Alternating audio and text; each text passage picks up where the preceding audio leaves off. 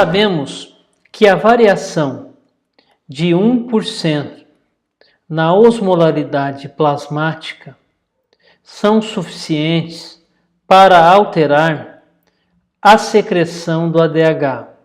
Como assim? O nosso corpo regula as nossas concentrações corporais, ou seja, a nossa osmolaridade,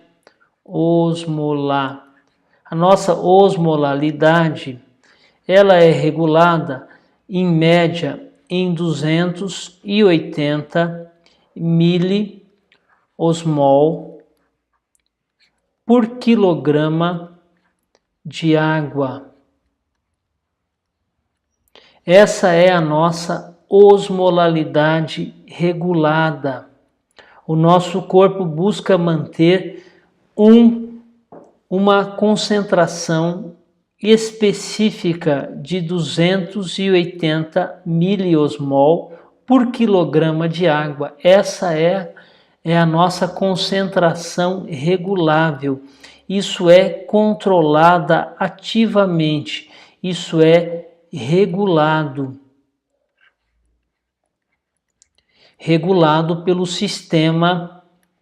pelos nossos sistemas de feedback negativo. Então, esse valor precisa ser controlado ativamente. E quem vai monitorar este valor são os osmorreceptores que ficam no hipotálamo. Os osmorreceptores, eles mandam sinais para os núcleos supraóticos e também para os núcleos paraventriculares. Então, observe bem aqui com cuidado, observe aqui com bastante cuidado. Olha aí. Nós temos aqui uma sinapse. Temos aqui osmorreceptores, que são neurônios fazendo sinapse com neurônios do núcleo supraótico e neurônios supraóticos e neurônios paraventriculares. Então, observe bem que esses neurônios produtores de ADH, eles estão dependendo de informações de potenciais de ação produzidos, enviados aqui por esses osmorreceptores, que são neurônios também. E também preste bastante atenção que essas sinapses que estão envolvendo aqui a produção e a secreção do ADH estão também envolvidas com barorreceptores, ou seja,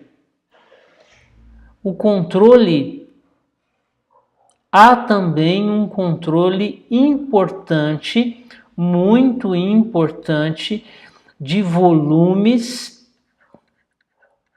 não só da concentração, mas há também um controle de volume e de pressão, que estão sendo monitorados constantemente por barorreceptores. Esses barorreceptores enviam sinais a centros bulbares e esses centros bulbares enviam potenciais de ação também para os núcleos produtores de ADH. Vamos falar um pouco mais desses osmorreceptores. Eles são neurônios encontrados principalmente aqui na região, são neurônios encontrados no hipotálamo anterior. Então, esses são neurônios sensoriais importantes que vão responder a solutos efetivos que estão envolvidos aí na osmolalidade. A osmolalidade depende desses solutos efetivos. Lembrando aqui que a ureia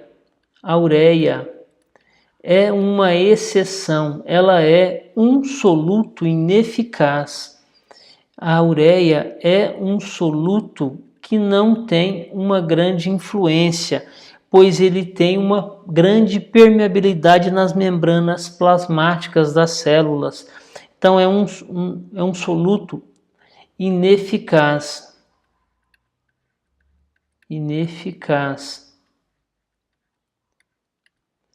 A ureia. Porém, vamos voltar aqui a esses osmorreceptores. Eles estão aí em dois locais principais.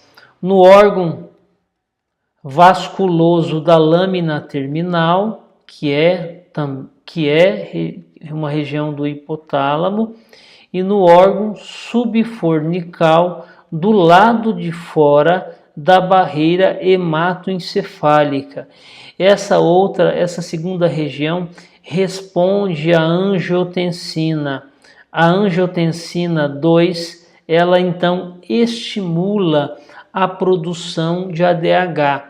Se temos então uma diminuição aqui da osmolalidade, ou aumento da osmolalidade, esses receptores, esses osmorreceptores vão perceber e vão interferir, estimulando ou inibindo a produção de ADH. Se houver um aumento da osmolalidade plasmática, vamos pensar bem, um aumento da osmolalidade, um aumento da concentração. Então, haverá um estímulo sobre os osmorreceptores hipotalâmicos e esses vão então estimular os núcleos supraóticos e paraventriculares, que vão então aumentar a produção do hormônio antidiurético. E é isso que podemos notar nesta figura ao lado. Observe aqui com atenção as concentrações plasmáticas, a osmolalidade plasmática. Aqui, então, um aumento da concentração, a concentração de ADH está intimamente relacionada com a osmolalidade. Com o aumento da osmolalidade, começa-se então a produção de ADH. O aumento da concentração eleva a produção de ADH, a concentração de ADH plasmático. Aqui podemos notar a secreção de ADH influenciada pela pressão e do volume sanguíneo. A queda da pressão e a queda de volume sanguíneo aumentam a secreção, aumentam as concentrações plasmáticas de ADH, como estamos observando nessa figura.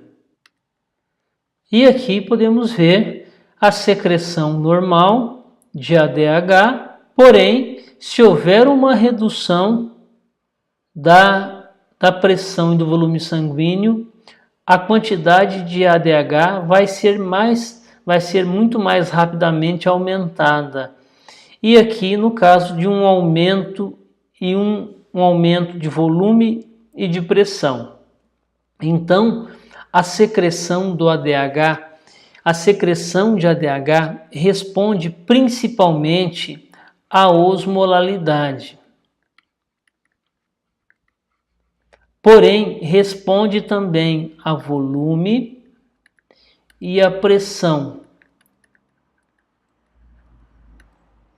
sanguínea.